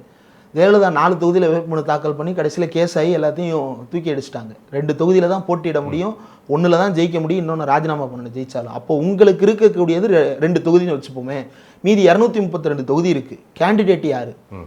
புஷி ஆனந்த். ஓகே, ஆதவர்ஜுனா தேர்தல் மேலாண்மை குழு, அவர் வந்து தேர்தலில் போட்டியிட போகிறது கிடையாது. அப்போ விட்டுருங்க. உங்களுடைய பொருளாளர் போட்டியிட போகிறாரா? சரி, வச்சுங்க 2 பேர். இந்த 3 பேரை தவிர இன்னும் எத்தனை பேர் உங்கள் கட்சியில் இருக்கிறாங்க? அந்த 230 பேர் வேணுமே கேண்டிடேட்டு. இல்லை, 234 வேட்பாளர்களை செலக்ட் பண்ணுறது அவ்வளோ பெரிய கஷ்டமாக இருக்காது. வேட்பாளர் யாருனாலும் போடலாம், அவர் நம்பிக்கைக்குரிய முகமாக இருக்கணும்ல. இப்போ திமுகவில் ஒன்றும் இல்லை, கரூரில் போய் ஒரு பொதுக்கூட்டம் நடக்குது. செந்தில் பாலாஜி ஊர்லேயே இருக்க மாட்டார், அவர் வந்து ஜெயிலில் இருப்பார். ஜெயிலில் இருந்தாலும் வந்து செந்தில் பாலாஜி பேரை சொல்லி ஏன் திமுக தலைவர் பேசுகிறாரு? விருதுநகரில் கூட்டம் நடத்துகிறாங்க அப்படின்னா விருதுநகரில் இருக்கக்கூடிய KKS சார், தங்கம் தென்னரசு, இந்த முகங்களை பற்றி ஏன் MK ஸ்டாலின் பேசுகிறார்? இப்போ வந்து மதுரையில் ஒரு கூட்டம் நடந்துச்சு. மதுரையில் கூட்டம் நடக்கிறதுக்கு வந்து மதுரையில் இருக்கக்கூடிய ஆட்கள் மட்டும் இல்லை, ஏவாவேலு வரைக்கும் இறங்கி வேலை பார்ப்பாங்க. அந்த முகங்களை முன்னிறுத்தி மு.க. ஸ்டாலின் ஏன் நன்றி சொல்லுகிறார்? இல்ல, இப்போ திமுகவோட வரலாறுங்கிறது ஒண்ணு, நாளடைவில் காலப்போக்கில் பெரிய பெரிய முகங்கள் உருவாயிருக்கிறாங்க, அடுத்த கட்ட முகங்கள் உருவாயிருக்கிறாங்க. அதிமுக அதே மாதிரி தானே வச்சுக்கலாம். இல்ல திமுக ஆரம்பத்திலிருந்தே அந்த முகங்களுக்கான வேலை பார்க்க. இல்ல, திமுகவோட வரலாறுங்கிறது அப்படி எங்க போராட்டத்துல இருந்து ஒரு வரலாறு என்னோட கேள்வி என்னன்னா, இப்ப நீங்க நாம் தமிழர் கட்சியை எடுத்துக்கிட்டீங்கன்னா அங்க முகம் சீமான் மட்டும்தான். 234 பேருக்கும் தனித்தனி முகங்கள் கிடையாது. அதற்கான வேலை செய்யறாங்களா செய்யலைங்கிறது ரெண்டாவது. ஆனா சீமான் என்கிற ஒரு முகத்தை வச்சுதான் அவர் தொகுதிக்கு 10,000 30,000 வரைக்கும் ஒரு ஓட்டு கிடைக்குதுன்னா அது சீமான் என்கிற முகத்தை வச்சு. ஸோ அதே தான் இங்கே இல்லையா? முதல் எலெக்ஷன்லேயே முகங்களை உருவாக்க முடியுமா இந்த ஒரு வருஷத்துலங்கிறது ஒரு கேள்வியா இருக்கு. ஸோ விஜய் என்கிற ஒரு முகம் போதாதா அவருக்கு ஒரு சீரான ஓட்டு கிடைக்கிறதுக்கு? அது யாருக்கான லாபமாக மாறும்? விஜய் என்கின்ற ஒரு முகத்தை மட்டும் வைத்து ஒரு கட்சி வளருவது அப்படின்றது யாருக்கான லாபத்தை கொடுக்கும்? களத்தில் பாஜக எதிர்ப்புன்னு நீங்கள் பேசுறீங்கல்ல, அந்த பாஜகவுக்கான லாபமாகத்தான் அது மாறும். நீங்கள் வந்து ஒரு ப்ரோ டெமோக்ராட்டிக் ஓட்ஸை வந்து ஸ்பிளிட் பண்ணுறீங்க. அதாவது புதிதாக பாஜக எதிர்ப்பு பேசுவதற்கு தயார்படுத்த வேண்டிய ஒரு மக்கள் திரளை நீங்கள் தயார்படுத்தாமல் தேர்தல் களத்துக்கு பக்குவமற்ற ஒரு கூட்டமாக கூட்டிகிட்டு போகிறீங்க. அந்த பக்குவமற்ற மக்கள் திரள் யாருக்கு சாதகம் செய்கிறது, யாருக்கு பாதகம் செய்கிறது அப்படின்ற ரிசல்ட்லேருந்து பார்த்தோம்னா நீங்கள் பாஜகவுக்கு அனுகூல சத்ரும்பாங்கல்ல, இவர் எதிரியாக இருந்தாலும் இவருக்கு நமக்கு நன்மை செய்பவர் அப்படின்ற ஒரு இடத்துல தானே நீங்கள் மாறுறீங்க. பாஜகவோட அனுகூல சக்தின்னு சொன்னதால இந்த கேள்வி எனக்கு வந்துடுது. பொதுவாகவே இதை திமுக வேண்டும் என்று செய்யணும் கூட அவசியம் இல்லை. மேபி திமுகவோட இணைய உடன்பிறப்புகள் வேணா செய்யலாம். இங்கே புதிதாக கட்சி ஆரம்பித்தாலும் இவங்க பிஜேபியோட பி டீம் என்று சொல்லக்கூடிய ஒன்று இருக்குது. கமல் ஆரம்பிக்கும் போதும் அது இருந்தது. கமல் இன்னைக்கு எந்த பக்கம் நிற்கிறாருன்னு நம்ம பார்க்குறோம். விஜய் ஆரம்பிக்கும் போதும் இவரும் பிஜேபியோட பி டீம் தான் சொல்லப்பட்டது. ஆனால் இன்னைக்கு முழுமையாக பிஜேபியை எதிர்க்கிற செயற்குழு தீர்மானம் போட்டு பிஜேபியோட கூட்டணி இல்லைன்னு சொல்கிற அளவுக்கு ஒரு வலுவான இடத்துல வந்து நிற்கிறார். தான் பிஜேபியோட பி டீம் இல்லை அப்படிங்கிற ஒரு இடத்துல வந்திருக்கிறாரு. அது நீங்கள் சொல்கிற மாதிரி அது பக்குவமான பொலிட்டிசைஸ்ட் கூட்டத்தை உருவாக்குறோமாங்கிறது நாளடைவில் தான். இமிடியேட்டாக வர்றவனே பொலிட்டிசைஸ்டாக வர முடியாது. ஸோ முதல் வருஷத்துல விஜயோட ரசிகர்கள் தொண்டர்களாக வரும்போது இமிடியேட் பொலிட்டிசைஸ்ட்டை பார்க்க முடியாது. நாளடைவில் வரும். பட் பிஜேபிக்கு எதிரான ஒரு இடத்துல வந்து நிற்கிறது கூட அதை எப்படி நம்ம பாஜக அனுகூல எதிரின்னு நம்ம பார்க்க முடியும்? இல்லை, அவர் வந்து முதல்ல நீங்கள் மக்களை பொலிட்டிசைஸ் பண்ணுறதுன்றது ரெண்டாவது. முதல்ல தலைவர் பொலிட்டிசைஸ்டாக இருக்கணும். அவர் அரசியல் ரீதியாக தெளிவு பெற்றவராக இருக்க வேண்டும். பாஜகவை எதிர்க்கிறோம், ஏன் பாஜகவை எதிர்க்கிறோம் அப்படின்னு அந்த கட்சியினுடைய கொள்கை விளக்கம் பேசி கொண்டிருப்பவர்கள் இன்றைக்கு ஒரு மணி நேரம் பேச முடியுமா? அதிலிருந்து உங்களுக்கு மாற்று திட்டம் என்ன இருக்கிறது, அந்த மாற்று திட்டத்தை முன்வைத்து உங்களால் பேச முடியுமா? அப்போ தலைமையே அதை பேச முடியலன்னா எதிர்காலத்தில் இவர்கள் தொண்டர்களை அரசியல்படுத்துவார்கள்ன்ற நம்பிக்கை எனக்கு இல்லை. ரெண்டாவது, அவர் கிரவுண்டுக்கு வந்துட்டார் அப்படின்னா கூட்டம் கூடிரும் அப்படின்னா, ஏன்னா எம்ஜிஆரை விடையா பெரிய, அதாவது விஜயவாவது தினமும் டிவியில் பார்க்குறாங்க, தேட்டரில் பார்க்குறாங்க, யூடியூப்பில் பார்க்குறாங்க, அந்த பனையூர் பக்கம் போயின்னா அவர் காரில் போக வர்றப்பெல்லாம் பார்க்குறாங்க. எம்ஜிஆர் இருந்த காலத்தில் எம்ஜிஆரை ஸ்க்ரீனில் மட்டும்தான் பார்க்க முடியும். அதுக்கப்புறம் எம்ஜிஆர் ஊருக்கு வர்றாருன்னு தெரிஞ்சால் அந்த கூட்டம் என்ன வேகமாக ஓடி வரும். அந்த கூட்டத்தை வந்து கட்டுப்படுத்தவே முடியாது. நீங்கள் பழைய ரெக்கார்ட்ஸ் எடுத்து பாருங்கள். எம்ஜிஆர் வர்றாரு, கலைஞர் வர்றாரு, அண்ணா வர்றாரு அப்படின்னு தெரிஞ்சுன்னா 7 மணிக்கு வர்றதா தகவல் இருக்கும். நைட் 2-3 மணிக்கு வந்து சேருவாங்க. அது வரைக்கும் கூட்டம் கலையாமல் உட்காந்துருக்கும். அந்த இடத்துல மண்ணை குமிச்சு வச்சுக்கிட்டு கள்ளப்பருப்பை தின்னுக்கிட்டு அப்படி பேர் அங்கேயே உட்காந்துருந்தாங்க. ஏன் உட்காந்துருந்தாங்க? அந்த தலைவரை பார்க்குறதுக்கு. அதுக்கு நடுவில் நடந்தானே வந்தார் எம்ஜிஆர். அதுக்கு நடுவில் வந்து சைக்கிள் ரிக்ஷாவில் தானே வந்தார். அவர் பாதுகாப்பாக தானே இருந்தார். அவருக்கு என்ன சிக்கல் ஏற்பட்டது? உங்களுக்கு Z+ பிரிவு பாதுகாப்பு இருக்குது. அந்த பாதுகாப்போட குறைந்த ஒன்றும் இல்லை. இப்போ சிஎம் ஸ்டாலின் வந்து மதுரையில் வந்து ஒரு 7-8 கிலோமீட்டர் வந்து வாக் போகிறாரு. எந்த பாதுகாப்பு அச்சுறுத்தலும் இல்லையே, அவர் நல்லபடியாக தானே போயிட்டு வர்றாரு. அப்போது தேர்தல் பிரச்சாரத்திற்காக கூட மக்கள் கூட்டத்திற்கு நடுவில் நான் வரமாட்டேன். கூட்டம் கூடிடும்னா கூட்டம் கூடுறதுக்கு தானே அரசியல் தலைவர் இருக்கிறார். இப்போ அன்னைக்கு கூட செயற்குழு கூட்டத்தில் பேசும்போது ரொம்ப பண்ணீங்கன்னா அப்புறம் நேரில் வந்து பார்த்துருவேன், என்னங்க நேரில் வந்து பார்த்துருவேன்னு மிரட்டுறீங்க. அது வந்து ஒரு நடவடிக்கை, அது வந்து எதிர்ப்பு இல்லை. நேரில் போய் பார்க்கறது யாருனாலும் பார்க்கலாம். அது ஒரு நல்ல விஷயம் தானே. அவர் இது வரைக்கும் நம்ம களத்துக்கே வரலன்னு சொல்லிட்டு இருக்கும்போது ஆனால் நேரடியாக தலைமைச் செயலகத்தையே மக்களை கூட்டு வந்து பரந்தூர் மக்களை கூட்டு வந்து போராட வேண்டிய சூழல் வருங்கிறதெல்லாம் ஓரளவுக்கு பாசிட்டிவான விஷயமா பார்க்கலாமா? இல்லை, அது வந்து எப்படி இருக்குது அப்படின்னா, தனக்குரிய அந்த பிம்பத்தை வந்து அவர் வந்து ஓவர் எஸ்டிமேட் பண்ணுறாரு. அவர் வந்து மக்களை கூட்டிகிட்டு போய் பார்க்குறது அப்படின்னா அதுக்கு இவ்வளோ சேலஞ்ச் தேவை. இயல்பான விஷயத்தை அதை ஓவர் பில்டப் பண்ணுறது ரொம்ப சாதாரணமான ஒரு விஷயம். ஜெயலலிதாவை ஸ்டாலின் போய் பார்த்துருக்கிறாரே. 2 பேரும் வந்து அதாவது கொள்கை எதிரி மட்டும் இல்லை, ஜெயலலிதாவை பொறுத்த வரைக்கும் இந்த குடும்பமே வந்து தீய சக்தி குடும்பம், எல்லா வகையிலும் எதிரி. ஆமாம், முழுக்க அழித்து ஒழிக்கப்பட வேண்டிய எதிரிகள் அப்படின்னு ஜெயலலிதா கருதிய 2 பேர் வந்து கலைஞரும் ஸ்டாலினும். ஸ்டாலின் நேரில் போய் பார்த்துட்டாருல, அதில் ஒன்றும் சிக்கல் ஏற்படலையே. அப்போ நீங்கள் போய் தலைமைச் செயலர் சீமான் போயிட்டு தான் வந்தார். அவர் பேசாத பேச்சா? மு.க. ஸ்டாலினுக்கு எதிராகவோ கட்சிக்கு எதிராகவோ அவரும் அவருடைய கொள்கை பரப்பு செயலாளரும் பேசாத ஆபாச பேச்சு கிடையாது. நேரில் போயிட்டு தானே வந்தாரு. இல்ல அது பொதுவாக எல்லாருமே விமர்சனம் என்ன இருந்தாலும் தேவைப்படும் போது சந்திச்சு ஓ இதுல இருந்து என்ன புரிஞ்சுக்க முடியுதுன்னா அவருக்கு வந்து ஒரு நார்சிஸ்டிக் டெண்டன்சி இருக்கு. தன்னை வந்து ஒரு மிகை மதிப்பீடு செய்து கொண்டு நம்ம வந்து எவ்வளோ பெரிய அவர் வந்து ஒரு சாதாரணமான வசனம் என்ன வசனம் அப்படின்னா, இது இறுதியான முடிவு மட்டுமல்ல உறுதியான முடிவு. நீங்கள் இறுதியான முடிவு மட்டுமல்லன்னு நிப்பாட்டினீங்கன்னா மக்கள் சொல்லிடுவான் இது உறுதியான முடிவுன்னு முடிச்சிருவான். அந்த இடத்துல பாஸ் கொடுக்குறாரு. பாஸ் கொடுத்துட்டு அதை வந்து ரசிக்கிறாரு. இது இறுதியான முடிவு. உலகத்திலேயே அந்த வசனத்தை தான் முதலில் பேசுவது போன்ற ஒரு தோரணையில அவர் பேசுறாரு அப்படின்னா பேசுவோம் நடுவரின் தீர்ப்பை இறுதியானது அதுவே உறுதியானதுங்கிறது பேசுவாங்க. ஆனா அதை வந்து அவர் வந்து அவ்வளவு மிகையா கருதுறாருன்னா இந்த ஊர்ல இருந்து இந்த பேச்சுக்கள்ல இருந்து அரசியல்ல இருந்து அவர் ரொம்ப தூரம் தள்ளி இருக்கிறாரு. தன்னை வந்து ஒரு மிகையான பிம்பமாக தனக்குத்தானே ஒரு பூதாகரமான பிம்பத்தை அவர் வந்து கற்பனை செய்து கொண்டிருக்கிறாரோ அப்படின்ற சந்தேகம் வருது. இதெல்லாம் அவர் எப்படி பார்த்தாலும் அவர் சினிமாக்காரருங்க. அவர் இப்பதான் அரசியல்வாதி. அவர் அடிப்படையில் ஒரு சினிமாக்காரர்னு சொல்லும்போது இந்த துணி ஒன்று இருக்கும், ஒரு பாஸ் விடுறது, ஒரு டைலாக்கை நார்மல் டைலாக்கே ஒரு பஞ்ச் டைலாக்கை பேசுறதுங்கிறதா இருக்கும். நம்ம அதெல்லாம் ஒரு பெரிய விமர்சனமாக கருதணுமா? அதுலேருந்து மாறி ஒரு முழுமையான அரசியல்வாதியாக வந்து அது அந்த டெம்ப்ளேட்ல பேசுறதுக்கே ஒரு காலம் எடுக்கும். எப்பதான் முழுமை அடைவார்? 1.5 வருஷம் ஆயிடுச்சு. அவர் தயாரானது அவர் தான் சொன்னார். நான் வந்து அண்ணாவை படிக்கிறேன், பெரியாரை படிக்கிறேன், அம்பேத்கரை படிக்கிறேன், எல்லாத்தையும் நீங்களும் படிங்க, படிச்சுட்டு டைம் எடுத்துகிட்டு நம்ம அரசியல் பண்ணுவோம் அப்படின்னாரு. 50 வருஷ வாழ்க்கையில் வந்து இவ்வளவு நாள் டைம் எடுத்துகிட்டு இப்போ அரசியலுக்கு வர்றாரு அப்படின்னா அவர் பொறுமையாக எல்லாத்தையும் தயாரிச்சுட்டு அதுக்கப்புறம் வர்றாருன்னு தானே புரிஞ்சுக்கிட வேண்டியது இருக்குது. இப்போ தான் வந்திருக்கிறாரு, இனிமேல் அவர் தயாராகிடுவார் அப்படின்னா பிள்ளைய ப்ரீகேஜியில் சேர்த்துருக்குறோம் அப்படின்னா நான் நாளைக்கு கிராஜுவேட் ஆயிடுவேன்னு வரையும் பிரச்சாரம் பண்ணுறாரு. ப்ரீகேஜில் இருக்கேன்னு ஒத்துக்குங்க, கொஞ்சம் கொஞ்சமாக அரசியலை பில்ட் பண்ணுங்க. எடுத்த உடனே ஏன் வந்து தேர்தல் அரசியல் அல்லது வந்து வாக்கு அரசியல் அல்லது வந்து முதலமைச்சர் வேட்பாளர்னு டிக்ளேர் பண்ணிட்டாங்க. ஒரு விஷயம் சொல்லுங்க, பிஜேபியோட பி டீம்னு சொல்லப்பட்டது இன்னைக்கு பிஜேபியோட எந்த காலத்திலும் கூட்டணி கிடையாதுங்கிறத தீர்மானமாகவே போட்டுட்டாரு. எடப்பாடியும் சொன்னாரு பிஜேபியோட ஒட்டு முடியாது உறவு. எடப்பாடி சொன்னாங்க, அதுக்கு முன்னாடி ஜெயலலிதா சொன்னாங்க, சேர்ந்துட்டாங்க. இன்னைக்கு தேதிக்கு சொல்றேன், பின்னாடி என்ன வேணும், அரசியல் நண்பர்களும் இல்லை எதிரிகள்னு சொல்லுவாங்க டெம்ப்ளேட் டைலாக். ஸோ அது மாதிரி நம்ம அதை வச்சுக்கலாம்னு வச்சுக்கோங்களேன். ஸோ இன்னைக்கு தேதிக்கு அவர் பிஜேபி கூட இல்லை அப்படிங்கிற ஒரு இடத்துக்கு வந்திருக்கிறாரு. இப்போதும் நான் ஆரம்பத்தில் கேட்ட மாதிரி யார் வந்தாலும் பிஜேபி பி டீம்னு சொல்லக்கூடக்கூடிய ஒரு ஒன்று இருக்குல்ல, அது இணையத்தில் தொடர்ந்து நடந்துகிட்டே இருக்குது, ஊடகங்களையும் தொடர்ந்து பேசப்படுது. இது ஒருவேளை திமுகவோட வேலை தானே? திமுகவோட திட்டமே விஜய பிஜேபி பி டீமாக கிளைம் பண்ணுறதா? அதை அப்படி புரிஞ்சுக்கலாம். ஒரு அரசியல் கட்சி அப்படியான ஸ்ட்ராட்டஜியை வச்சுக்கிறது ஒன்றும் புதிய விஷயமா நான் பார்க்கல. இப்போ யார் புதிய சக்திகள் வந்தாலும் ஆளும் தரப்பில் இருப்பவர்கள் அவர்கள் வேறு ஒரு தரப்பினுடைய பி டீம் அப்படின்னு சொல்கிறது வந்து தொடர்ந்து நீண்ட காலமாக இருக்கக்கூடியது தான். பெரியார் வந்து காங்கிரஸிலிருந்து வெளியே வந்து சுயமரியாதை இயக்கம் ஆரம்பித்த போது இவர் ஜஸ்டிஸ் கட்சி பி டீம் அப்படின்னாங்க. அதுக்கப்புறம் ஜஸ்டிஸ் கட்சிக்கே தான் போனார். அது ஒரு ப்ராசஸில் நடக்குது. இவங்க வைக்கிற விமர்சனம் அப்படின்றது ரெண்டாவது. ஆனால் ஒரு ப்ராசஸில் எங்கே போய் நிற்க போகிறோம் அப்படின்றது தான். விஜய் வந்து இன்றைக்கு பிஜேபியின் பி டீம் விமர்சிக்கப்படுவதற்கு அவர்கள் சில காரணங்களை அடுக்குகிறார்கள். என்னென்ன காரணங்களை அடுக்கிறார்களோ அதற்கு வந்து சமூக வலைதளங்களில் அந்த கூட்டம் வந்து பதில் சொல்லட்டும். அப்படி பதில் சொல்லி தான் அரசியல் உரையாடல். என்ன காரணம் சொல்ல முடியும் ஒரு பிஜேபி பி டீம் சொல்றதுக்கு? பிஜேபி பி டீம்னு சொல்றதுக்கு ஒன்று அவருடைய கிளைம்ஸ். அவர் என்னென்ன செய்கிறாரு அப்படின்னா, முதல்ல வந்து இஸ்லாமியர்களுடைய வாக்குகள் அப்படின்றதுல குறிவைத்து வேலை பார்க்குறாரு.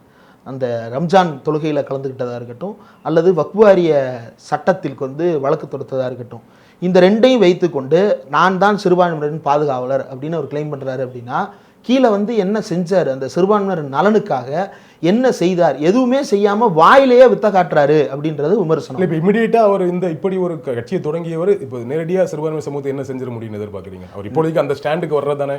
இல்லை, இந்த காலகட்டங்களில் பாஜக சிறுபான்மையினருக்கு எதிராக எவ்வளவு கொடுமைகளை அரங்கேற்றி இருக்கிறது, அதை பற்றிலாம் பேசியிருக்கணுமா வேண்டாமா? ஒன்றும் இல்லை, வேடன் வந்து திரைத்துறையை சேர்ந்தவர் தான். அவர் ஒரு ராப் இசை கலைஞர். உங்கள் மேடையில் அறிவுன்னு ஒருத்தர் பாடுறாரு, அவரை போலவே இவரும் நண்பர்கள் தான். அவர் இங்கே கேரளாவில் பாடுறாரு, இவர் தமிழ்நாட்டில் பாடுறாரு. இவருக்கு வந்து ஒரு கொடூரமான அச்சுறுத்தலை சங்கிகள் உருவாக்கி இருக்கிறார்கள். ஏதாவது பேசியிருக்கீங்களா? ஏன் பேசலை? சரி, இதை விட்டுருங்க. மணிப்பூரில் பிரச்சனை நடந்துகிட்டு இருக்கு, அப்போ வந்து அதை ஒரு அறிக்கையோட முடித்து கொண்டீர்கள். ஆனால் அண்ணா பல்கலைக்கழக விவகாரத்தில் குற்றவாளி கைது செய்யப்பட்டதற்கு பிறகும் கூட கொடுமை நிகழ்ந்து விட்டது அப்படின்னு சொல்லிட்டு களத்தில் இறங்கி போராடியே தீர்வது அப்படின்ற உறுதிப்பாட்டோடு இருந்தீங்க. அந்த உறுதிப்பாட்டை ஏன் பாஜக எதிர்ப்பில் காட்ட மாட்டீங்க? அப்படி காட்டாத போது நீங்கள் வந்து யாருக்கோ ஃபேவரபிளாக நடந்துக்கிறீங்கன்ற சந்தேகம் வரதானே செய்யும். இப்போ நீட் எதிர்ப்பு சொல்கிறாரு, மும்மொழி கொள்கை வேணான்னு சொல்கிறாரு, பெரியாரை வந்து விமர்சிச்சிட்டீங்க, நீங்கள் கால் உண்ட முடியாது. இதை வந்து டீக்கடையில் இருக்கிற அண்ணாச்சியும் சொல்லுவார். பல இடங்களில் பிஜேபிக்கு அந்த கோரான பாலிடிக்ஸ் எதிராக இருக்கார்ல. நீங்கள் கலசையில் இஷ்யூ பேஸ்டாக சொல்கிறீங்க, இந்த இஷ்யூ வரும்போது அவர் என்ன ஸ்டாண்ட் எடுத்தாருங்கிறது. பட் ஓவரால் கொள்கை ரீதியாக மாநில சுயாட்சி பேசுகிறாரு. ஸோ அங்கெல்லாம் பிஜேபியோட எதிர்நிலையில் தானே இருக்கிறாரு. இது எல்லாத்தையும் வந்து டீ கடையில் இருக்கிற அண்ணனும் பேசுகிறாரு. நம்ம தினமும் போய் டீ குடிக்கிற கடைகளில் அந்த அண்ணன்ட்ட கேட்டால் எதுக்குப்பா தேவையில்லாமல் இந்தியை திணிக்கிறீங்க, எதுக்குப்பா முஸ்லீமை பகிச்சுக்கிறீங்க, எதுக்குப்பா பிள்ளைகளை போய் வாட்டி விதைக்கிறீங்க, எதுக்குப்பா பொம்பளை பிள்ளைங்களை இப்படி பண்ணுறீங்க, இது எல்லாமே வந்து தமிழ்நாட்டில் இருக்கக்கூடிய சாமானிய மக்களுடைய உணர்வு தான். அதை எல்லாருமே சொல்கிறது தான். நீங்கள் அதை ஒரு அறிக்கையாக கொடுக்குறீங்க. அப்போ லெட்டர் பேடு கட்சி ஒரு இயக்கமாக நாங்கள் நடத்தலை, நாங்கள் ஒரு லெட்டர் பேடு கட்சி நடத்துகிறோம் அப்படின்னு ஒத்துக்கிட்டு போயிருங்க. கட்சி அப்படின்னா வேலை பார்க்கணும்ல, அந்த வேலை பார்க்குறதுக்கு தொண்டர்களை பயிற்றுவிக்கணும்ல, அதுக்கான எந்த முகாந்திரமுமே காணும்ன்றது தான் என்னுடைய கேள்வி. இதில் அந்த நிர்வாகிகள் நியமனத்திலே வந்து அவ்வளோ குற்றச்சாட்டுகள் எழுகிறது. காசு வாங்கிட்டு தான் நியமிக்கிறாங்க அப்படின்னு சொல்லிட்டு. எனக்கு தெரிந்து ஒருத்தர் வந்து மாவட்ட பொறுப்பு வாங்குறாரு. மாவட்ட பொறுப்பு வாங்குறதுக்கு முன், மாவட்ட பொறுப்பு வாங்குவதற்கு பின் அப்படின்னா அவருடைய லைஃப் ஸ்டைலே மாறுது. என்னன்னு விசாரிச்சா அவர் ஒரு பகுதிக்கு 15 ரூபா வாங்குறாருங்க, 15 எல் ஒரு பகுதிக்கு 15 ரூபா வாங்குறாருங்க அப்படின்றாங்க. அப்போ அவர் வந்து ஒரு ரேஞ்ச் ரோவர் வாங்குறாரு, அவர் ஒரு வீடை கட்டுறாரு. இந்த 6 மாசத்துல இவ்வளவு கூத்துக்கள். கட்சி வந்து இப்படி நகர்ந்துகிட்டு இருக்கு. அப்போ இது பொலிட்டிசைசேஷனை நோக்கி நகராம மக்களை அரசியல் அற்றவர்களாக மாற்றுகின்ற வேலை. எப்படி மக்களுடைய அரசியல் புரிதல் அப்படின்றது ஒன்றும் இல்லை. இப்போ நீங்கள் வந்து ஒரு குழந்தைகிட்ட போய் பெண்களிடம் வரதட்சணை வாங்குவது சரியா தவறா, ஒரு 18 வயசு பையனை கூப்பிட்டு கேட்டால் தப்புன்னு தான் சொல்லுவாங்க. ஒரு பையன்கிட்ட போய் ஒருத்தனை சாதி சொல்லி திட்டுறது சரியா தப்பாப்பான்னு கேட்டால் தப்பு அப்படின்னு தான் சொல்லுவான். ஆனாலும் அவனை நம்ம அரசியல் வயப்படாதவன், ஏபொலிட்டிக்கல் அப்படின்னு ஏன் சொல்கிறோம் அப்படின்னா அவனுக்கு வந்து இது மாதிரியான மேம்போக்கான விஷயங்கள் பற்றிய புரிதலை சோஷியல் மீடியாலையும் திரைப்படங்கள்லையும் கிடச்சிருது. ஆனால் டீப் அண்டர்ஸ்டாண்டிங், கேஸ்ட்ன்றது வெறுமனே 2 பேர் கல்யாணம் பண்ணிக்கிறதுல மட்டும் இல்லை. நீ சாதி மறுப்பு திருமணமே செய்து கொண்ட பிறகும் கூட உனக்குள்ள இருக்கக்கூடிய சாதிய மனோபாவம், உன்னுடைய திருவிழாக்களில் இருக்கக்கூடிய சாதிய மனோபாவம், உன்னுடைய பழக்க வழக்கங்களில் இருக்கக்கூடிய சாதிய மனோபாவம், மதவாத மனோபாவம், இதை பற்றிய புரிதலை ஏற்படுத்துறது தான் வந்து அரசியல் தன்மையை நோக்கி நகர்த்துவது. இந்த அரசியல் தன்மையை நோக்கி நகர்த்துவது தான் ஒரு அரசியல் கட்சி செய்ய வேண்டிய வேலை. அதை விசிக செய்து, கம்யூனிஸ்ட் செய்து, திமுக செய்து, அது பூரா ஒரே கூட்டணியில் இன்னைக்கு சேர்ந்துருக்கிறாங்க. இந்த பக்கம் வேற யார் அந்த வேலையை செய்கிறா? இவங்கள்ட்ட யார் எந்த நம்பிக்கையின் அடிப்படையில் ஓட்டு கேட்டு நிற்கிறது அப்படின்றது இருக்குல்ல. இந்த அரசியல் அற்ற தன்மை வந்து இதுதான். இப்போ ரிசர்வேஷன் வேணுமான்னு கேட்டோம்னா, இப்போ கொஞ்சம் வருஷம் முன்னாடி நீயானா அப்படி ப்ரோக்ராம் நடத்துனாங்கன்னா வேண்டாம் அப்படின்னு சொல்லுவாங்க. இப்போ என்ன சொல்லுவாங்க அப்படின்னா, எவ்வளவு நாளைக்கு சார், கொஞ்சம் சீக்கிரமாக அதை முடிச்சிடலாம் அப்படின்னு சொல்லுவாங்க. இது பொலிட்டிக்கல். அப்போ அவன் பொலிட்டிக்கல்னால் என்ன? இந்த ரிசர்வேஷன்றது வந்து ஒரு க்யூர் கிடையாது, மாறாக இது வந்து ஒரு டெம்பரரியான சொல்யூஷன். இந்த டெம்பரரி சொல்யூஷன் எப்போ வரைக்கும் தேவை? டெம்பரரி அப்படின்னா 10 வருஷத்தில் முடி, 11 வருஷத்தில் முடின்றது இல்லை. சமத்துவத்தை அடைவதற்கான ஒரு குறைந்தபட்ச செயல் திட்டம் இது, சாதியை ஒழிப்பதற்கு அல்ல. அப்போ இதுதான் அரசியல் தன்மை. இதை கனிமொழி பேசுகிறாங்க, ஆராசா பேசுகிறாரு, திருச்சி சிவா பேசுறாரு, முக ஸ்டாலின் பேசுறாரு, ஐபிரிசாமி கூட வெறுமனே சினிமா மேடைகள் பேசுவது போல ரொம்ப குறைவா பஞ்சா பேசிட்டு போயிருந்த மாதிரி ஒரு டீப் பொலிட்டிக்கலான விஷயங்களை பேசுறது இல்லை. ஸோ அப்படி இருக்கும் பொழுது அவருடைய தொண்டர்களும் பொலிட்டிஷியன் ஆகிறதுக்கு வாய்ப்பு இல்லை அப்படின்னு சொல்லி வாய்ப்பு இல்லை. ரெண்டாவது, இதையெல்லாம் வந்து மாசா திரட்டுவதற்கு நீங்க ஒரு முகம் போதாது. சீமான் வந்து ஒரு முகம் தானே இருக்கிறாரு, அவர் 8% வாங்கலையானா அதுதான் சீமானோட ஃபெயிலியர். அவருடைய 8%ன்றது அவருடைய மாவட்ட செயலாளர்கள் சொல்றாங்க. அண்ணன் வந்து எந்தெந்த கட்சியில் எந்தெந்த மாவட்ட செயலாளர்கிட்ட பேசிட்டு எங்கள் கேண்டிடேட்டை டிசைட் பண்ணாரு, ஒரு பக்கம் வந்து டிசைட் பண்ண கேண்டிடேட்டை மாத்துறாரு அப்படின்றதெல்லாம் வந்து அந்த மாவட்ட செயலாளர்கள் சொல்கிறாங்க. இவ்வளவு கோளாறுகளோட தான் அந்த 8%ன்றது நிற்கிது. அவர் லோக்கலில் லீடர்ஸை உருவாக்காததற்கு காரணம் தன்னுடைய முகம் போதும் என்பது அல்ல, தன்னுடைய முகத்தை சேலஞ்ச் பண்ணிடக்கூடாதுன்றது ஒன்று. ரெண்டாவது, கீழே ஒரு தலைவன் உருவாகிவிட்டால் அவன் என்னிடம் வந்து அவன் தலைவன்னு நிற்பான், அவன் அந்த ஊருக்கு அவன் அத்தாரிட்டி எடுத்துக்கிடுவான். அப்போ அங்கே நான் வந்து பேரம் பேச முடியாது. இவ்வளவு பெர்சனல் நெருக்கடியிலிருந்து சீமான் தலைவர்களை உருவாக்காமல் வச்சிருக்கிறாரு. ஆனால் விஜய் என்கின்ற நபர் தலைவர்களை உருவாக்குவது அப்படின்றது, நீங்கள் உண்மையிலேயே தமிழ்நாட்டு அரசியலுக்கு ஒரு நல்ல கான்ட்ரிபியூஷனை கொடுக்கணும்னு நினைக்கிறீங்க அப்படின்னா லோக்கலில் நல்ல லீடர்ஸை உருவாக்குங்க. நீங்கள் வந்து நேருவை சேலஞ்ச் பண்ணுறதுக்கு திருச்சியில் ஒருத்தர் வேணும், அல்லது செந்தில் பாலாஜியை சேலஞ்ச் பண்ணுறதுக்கு கரூரில் ஒருத்தர் வேணும், அன்பில் சேலஞ்ச் பண்ணுறதுக்கு லால்குடியில் ஒருத்தர் வேணும். இது இல்லை அரசியல். மாறாக அந்த மக்களை வந்து திரட்டுவதற்கு ஒரு நம்பிக்கையான முகங்களை கீழே உருவாக்கினா மட்டும்தான். எல்லாரும் என்ன சொன்னாங்க, அவர் வந்து பாஜக எதிர்ப்புன்ற முடிவெடுத்த உடனே நான் எடுத்த பேட்டிகளிலே பலரும் குறிப்பிட்டது, அவர் ஒரு லாங் பேட்டிலுக்கு தயாராகிட்டார், ஒரு நீண்ட கால அரசியலுக்கு அவர் தயாராகி விட்டார். அது உண்மை என்றால் இதை உருவாக்குங்க. இதை உருவாக்குறது உங்களுடைய நோக்கமாக இருக்கும் என்றால் இவர்களெல்லாம் உங்களை அணுகுவதற்கான வாய்ப்பு உருவாக்குங்க. ஜனநாயகம்னு ஒரு படம் டீசர் வருது. அந்த டீசரில் பார்த்தோம் அப்படின்னா ஒரு கத்தி வந்து ரத்தம் தோய்ந்து, ரத்தம்னா பச்சை ரத்தம் இல்லை, அது வந்து பல கொலைகள் செய்து ரத்தம் காய்ந்து இறுகி போய் புதிதாக ஒரு கொலையும் செய்து ரத்தம் வடிந்து கொண்டிருக்கிறது அந்த கத்தியில். இன்னொரு பக்கம் துப்பாக்கி. ஜனநாயகன் அப்படின்ற டைட்டிலுக்கும் இந்த 2 குறியீடுகளுக்கும் ஏதாவது தொடர்பு இருக்கா? ஜனநாயகம் என்பது என்ன? இப்போ எம்ஜிஆரை தான் ஒப்பிட்டுக்கிறீங்க.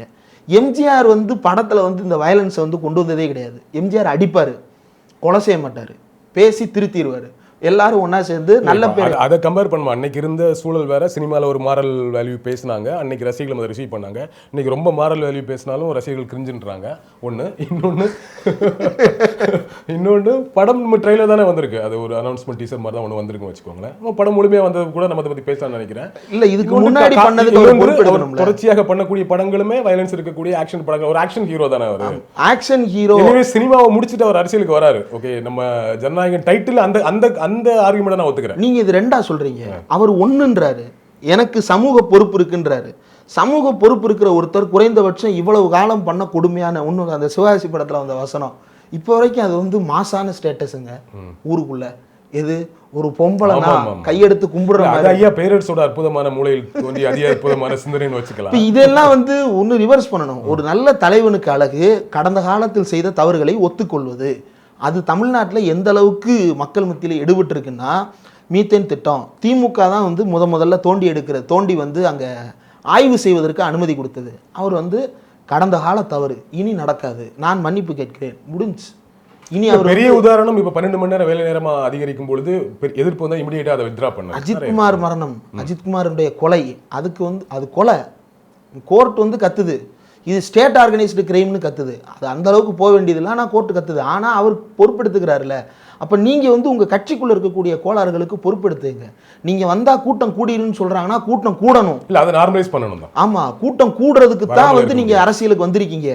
கூட்டத்தை பார்த்தாலே அவர்ஷன் அப்படின்றது இல்லை அரசியல். அந்த அரசியலை சரியாக செய்யுங்க, சரியாக செஞ்சுட்டு சேலஞ்ச் பண்ணுங்க, மக்கள் உங்கள் பின்னாடி தரலட்டும். அதை செய்யாமல் எந்த விதமான எதிர்கால திட்டமிடலும் இல்லாமல் இன்றைக்கு ஒன்றும் இல்லை. இப்போ விஜய் பார்க்கும்பொழுது அடுத்த 5 வருஷத்தில் விஜய் என்ன செய்வார் அப்படின்றது குறித்து ஒரு சின்ன ஐடியா கூட யாருக்குமே வராது.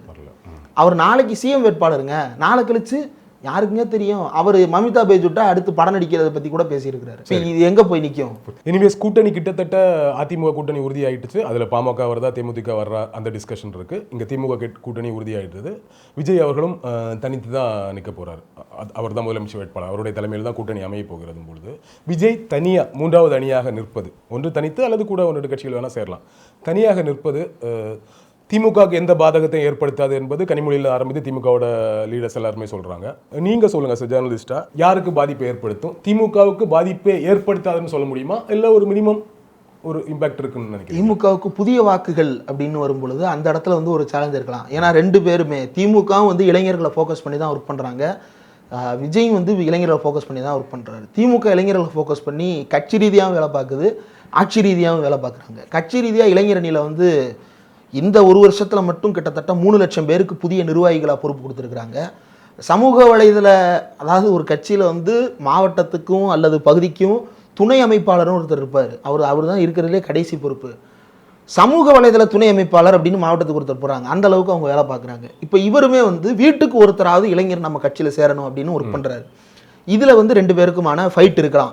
ஓகே, பெரிய பாதிப்பு யாருக்குன்னா ஏடிஎம்கேவுக்கு. ஏடிஎம்கே தான் திமுகவை பிடிக்காதுங்க. எனக்கு ஏன் பிடிக்காது அதெல்லாம் தெரியாதுங்க. எனக்கு திமுகனா பிடிக்கக்கூடாதுன்னு தாங்க நான் வளர்ந்தேன். அப்போ நான் எங்கே போவேன்? நான் ஏடிஎம்கேக்கு தாங்க போனேன். இப்போ அவனுக்கு இன்னொரு ஆப்ஷன் இருக்குது. அதுலேயும் பிஜேபியை பிடிக்காத ஏடிஎம்கே காரனுக்கு ஒரு பெரிய கேட் ஓப்பன் ஆகிருக்கு. இப்போ பயப்பட வேண்டியது அல்லது உண்மையிலே வேலை பார்க்க வேண்டியது எடப்பாடி பழனிசாமி. அதே போல் இந்த வாக்குகளை கவருவது தான் முதல் நோக்கம். எப்பயுமே ஒரு கட்சிக்கு வந்து அந்த வாக்குகளை எப்படி தன்வசப்படுத்துவதுன்றது தெரிஞ்சிருக்கணும். அந்த தன்வசப்படுத்த தெரியாதவர் தலைவராக இருக்க முடியாது. இப்போ விஜய் உண்மையிலேயே தலைவராக இருக்க ஆசைப்படுகிறார்னா அதிமுக இருக்கக்கூடிய அந்த வாக்குகளை தன்வசப்படுத்துவதற்கு ஒரு வேலை பார்க்கணும். எந்த இடத்துல வேலை பார்க்க வேண்டியது இருக்குன்னா, இப்போ எடப்பாடி பழனிசாமி எவ்வளவு தூரம் போயிட்டாருன்னா, கோயில் காசில் காலேஜ் கட்டுறதா அப்படின்னு கேட்குறாரு. ஷாக்கிங்காக இருக்குது. எடப்பாடி இப்படி கேட்குறாரா? ஏன்னா இதுக்கு முன்னாடி அவர் 2 எலெக்ஷன் ஃபேஸ் பண்ணியிருக்கிறாரு, 19, 21. அந்த 2லையும் அவர் பேசாத பேச்சை இன்னைக்கு பேசுகிறாரு. அப்போ ஃபைட் ஆன் ஆயிடுச்சு. ஃபைட் மோடுக்கு வந்தாச்சு. எடப்பாடி வந்து பிஜேபி பாலிடிக்ஸ் பேச ஆரம்பிச்சிட்டாரு. இவ்வளவு நாள் நீங்க எடப்பாடிக்கு என்ன எக்ஸ்கியூஸ் கொடுத்தீங்க? அவர் என்ன இருந்தாலும் எங்களுக்கும் அவருக்கும் டைரக்ட் பிரச்சனை கிடையாது, பாஜக தான் எங்க பிரச்சனை, அதனால பாஜக. இப்போ அந்த பாலிடிக்ஸ் எடப்பாடி பேச ஆரம்பிச்சிட்டா, அதுக்கு பதில் சொல்லுங்க, மறுப்பு தெரிவிங்க, அந்த வாக்குகளை உங்க பக்கம் எடுத்துக்கிறதுக்கு வேலை பாருங்க. இப்படிதான் கொஞ்சம் கொஞ்சமா வாக்குகளை எடுக்க முடியும். இந்த பாயிண்ட்ல இவன் கையில் இருக்கிற ஆயுதத்தை கீழே வைக்க முடியுமா? ஒன்றும் இல்லை. இப்போ இந்த அஜித்குமார் மரணத்தில் எடப்பாடி பழனிசாமி 3வது நாள் கையில் என்ன எடுத்திருப்பார்? சிபிஐக்கு மாத்துன்னு போட்டிருப்பாரு. 2வது நாளே சிபிஐக்கு மாத்துறேன் அப்படின்னு சிஎம் ஸ்டாலின் அந்த கையில் இருக்கிறத வந்து பிடிங்கி விடுறாரு. இதில் அரசியலாக பேசக்கூடாது, ஆனால் ஒரு உதாரணத்திற்கு புரிஞ்சுக்கிறதுக்கு சொல்கிறேன். அப்போது இந்த வேலையை பாருங்கள், எடப்பாடி கையில் நாளைக்கு என்ன எடுப்பார், ஸ்டாலின் கையில் நாளைக்கு என்ன எடுப்பார், அதை இன்னைக்கு உடைக்கிறதுக்கு என்ன வேலை பார்க்கணும், அதை நீங்கள் செய்யுங்க. ஸ்டாலின் வந்ததற்கு பிறகு நீங்கள் நிதானமாக வர்றீங்கல்ல, அது டேஞ்சரு. அது வந்து உங்களுக்கு ஒர்க் அவுட் ஆகாது. ஸ்டாலினுக்கு முன்னாடி நீங்க வந்து நிக்கணும். இப்ப நேரடியாக போயிட்டார்ல, இப்ப ஸ்டாலின் அவர்கள் போகல, எடப்பாடி அவர்கள் போகல, மினிஸ்டர்ஸ் மட்டும் தான் போயிருக்காங்க. அப்படி இருக்கும்போது நேரடியாக போனதே ஒரு நல்ல விஷயமா தானே பார்க்கணும். இல்ல முந்தின நாளே பேசிட்டாரு. இவர் போறதுக்கு முன்னாடியே அவர் கைக்கு வேலை போயிருச்சே. அஜித்குமாருடைய சகோதரர் நவீன் அவர் பேரு, அவருக்கு வந்து அந்த வேலை போட்ட இடத்துல வந்து அவருக்கு சிக்கல் இருக்கு. போனது ஓகே தான், லேட்டா போயிட்டார், ஒரு நாள் முன்னாடி லேட்டால போறாரு. அப்ப இவர் முன்னாடியே போன்ல கூட பேசியிருக்கலாமே, அப்ப அதெல்லாம் செய்யல அப்படின்றதுதான் சிக்கல். விஜய் வந்து இதுதான் அவர்கிட்ட இருக்கிற லேக், இதுதான். இப்போ ஒரு இடத்துல ஸ்டெர்லைட்ல வந்து அந்த 13 பேர் வீட்டுக்கு நைட்டு போயிட்டு வந்தாரு. அது ரொம்ப முக்கியமான மூவ். ஏன் அப்படின்னா எந்த தலைவரும் போன்ல கூட பேசல. திமுக கீழே வந்து அவங்களுடைய வழக்கறிஞர் குரூப் வேலை பார்த்துட்டு இருக்கு. ரொம்ப குறிப்பா அங்க வேலை பார்த்தது பிஆர்பிசின்னு மக்கள் உரிமை பாதுகாப்பு மையம்ன்ற ஒரு வழக்கறிஞர்கள் வந்து அங்கே வந்து வேலை பார்க்குறாங்க. அதுவும் ரொம்ப கஷ்டப்பட்டு, யாருமே போகக்கூடாதுன்னு இருந்த ஊரில் ஹைகோர்ட்டில் பெட்டிஷன், அவங்க மேலே கேஸ் ஆயிடுச்சு. நாங்கள் உங்களுக்கு லீகல் எய்டு கொடுக்கலாம். அப்போ நாங்கள் ஊருக்குள்ளே போங்க அப்படின்னு அப்படி ஆர்டர் வாங்கி அவங்க ஊருக்குள்ளே போய் வேலை பார்க்குறாங்க. இப்போ அங்கே உண்மையிலே ரஜினிகாந்த் போகிறேன்னு சொல்லிட்டு போய் காமெடி பண்ணிட்டு வந்தார். கமல் போனார். இப்போ நீங்கள் போகிறீங்க அப்படின்னா அது ஒரு நல்ல மூவ். நடிகராக இருந்த வரைக்கும் நீங்கள் எப்போ போனாலும் போகலாம். ஆனால் இப்போ நீங்கள் அரசியல் விதையிட்டீங்க. நாளைக்கு ஸ்டாலின் போன் பேசுவாருன்றத உங்களுக்கு யூகிக்க தெரியணும். நாளைக்கு ஸ்டாலின் கவர்மெண்ட் கையில் கொடுத்துருவாருன்றது உங்களுக்கு யூகிக்க தெரியணும். முன்னாடி போய் நிற்கணும். அதுதான் அரசியல்வாதியினுடைய அடிப்படையான யோசனை. உங்களுடைய சிந்தையும் செயலும் முழுக்க நாளைக்கு என்ன செய்ய போறோன்றதுல ஓடணும். அப்படி ஓடினா மட்டும்தான் ஒரு அரசியல் தெளிவு உங்களுக்கும் கிடைக்கும், மக்களுக்கும் கிடைக்கும். அதை நீங்க செய்யாம விட்டீங்கன்னா நீங்க இருக்கீங்கன்றதுனால உங்களை விட இன்னும் 2 மடங்கு அதிகமா திமுக காரன் யோசிப்பான். இப்ப வந்து முந்தி ஒரு எதிரி, அந்த ஒரு எதிரியும் ஒழுங்கா யோசிக்காத எதிரி. இப்ப 2 பேரு, இதுல ஒருத்தன் கொஞ்சம் வேகமா யோசிக்கிறான், இன்னொருத்தர் கொஞ்சம் டல்லா யோசிக்கிறாங்கன்னா இன்னும் நம்ம 2 மடங்கு வேலை பார்க்கணும். திமுக காரன் வேலை பார்க்குறான். அப்ப அவனை விட அதிக எஃபர்ட் நீங்க போடணும். அவனை விட அதிக நிர்வாகிகள் ஒரு முக்கியமான எதிரியாக விஜய் கருதுது இல்லையா? கருதுதான் செயல்படுறாங்கிறத ஒத்துக்கிறீங்க? கருத வேண்டிய தேவை இருக்கு. ஏன்னா வந்து ஒரு இளைஞர் சக்தி தன் பின்னால் இருப்பதா ஒரு இமேஜ் இருக்காங்க இல்லைன்றது எலெக்ஷன்ல தான் தெரியும். ஆனா அந்த பெர்செப்ஷன் இருக்கு. அந்த பெர்செப்ஷனை வச்சுக்கிட்டு தான் விஜய் ஆடுறாரு. அப்ப அதை கவுண்டர் பண்ண வேண்டிய தேவை இருக்கு. ஆனா அது தாண்டிய ஒரு செல்வாக்கு திமுகவுக்கு இருக்கிறது என்றாலும் இந்த பெர்செப்ஷன்ல வந்து ஃபைட் பண்ணி தான் ஆகணும். ஏன்னா எடப்பாடி வந்து இளைஞர்கள் தனக்கு இருப்பதா கிளைமே பண்ணல.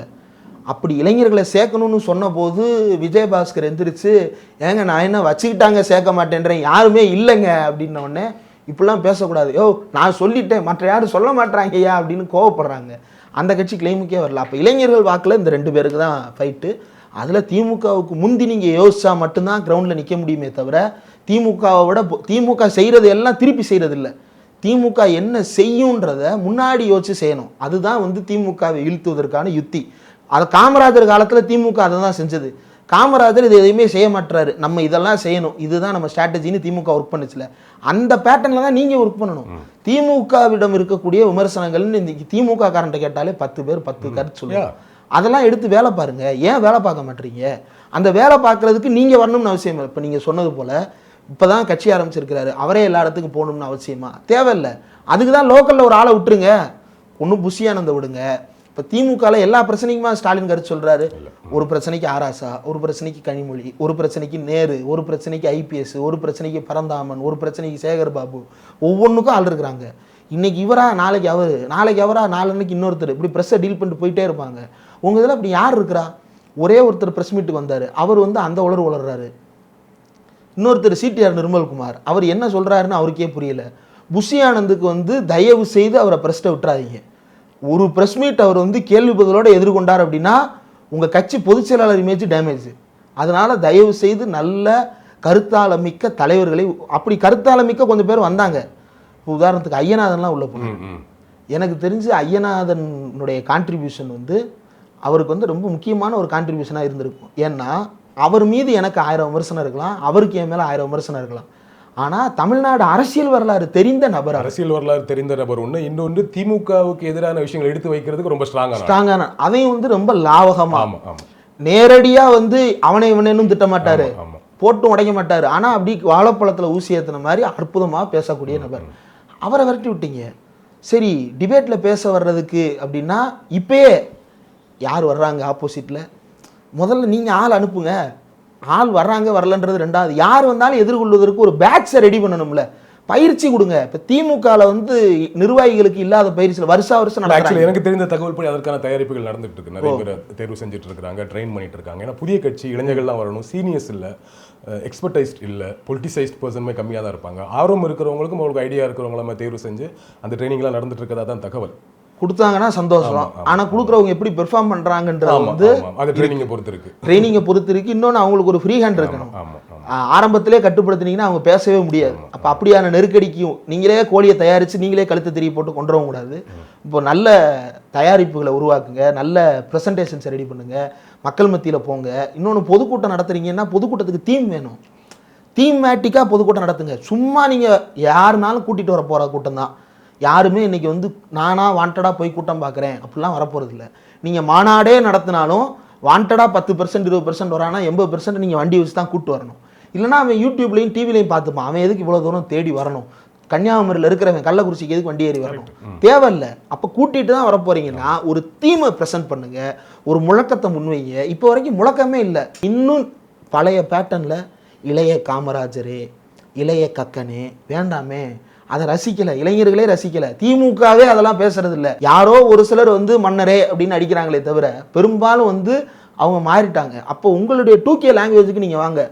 அவங்க தானே உங்கள் ஆடியன்ஸு, அந்த ஆடியன்ஸையும் சேர்த்து கவர் பண்ணுங்கள். எடப்பாடி கூட வந்து ஓஜி கேங்ஸ்டான்றாரு. அவர் பேச வேண்டியது பட்டிக்காட்டில் இருக்கக்கூடிய என்னுடைய தாய் கிழவிகளிடம். அவங்களுக்கு ஓஜி கேங்ஸ்டார் என்னன்னு தெரியாது. அப்படி அவர் பொருந்தாமல் பேசிகிட்டு இருக்கிறாரு.